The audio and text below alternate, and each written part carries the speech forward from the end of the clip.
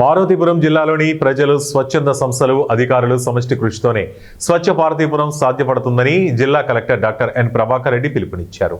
శనివారం బెళగాంలోని చర్చి వీధిలో గల మున్సిపల్ పార్క్ వద్ద స్వచ్ఛాంధ్ర స్వచ్ఛ పార్వతీపురం కార్యక్రమం జిల్లా కలెక్టర్ అధ్యక్షతన నిర్వహించారు.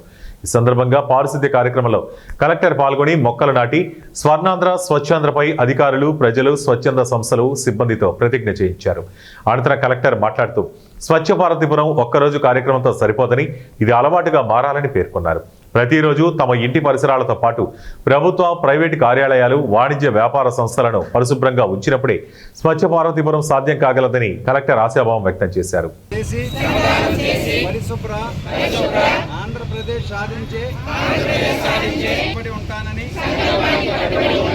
ఈరోజు నేను వేసిన ఆంధ్రప్రదేశ్ రాష్ట్రాన్ని సహాయం చేస్తుందని నమ్ముతూ ఈ రోజు నుండి నా తోటి వారికి కూడా ప్రతిజ్ఞ పచ్చదనం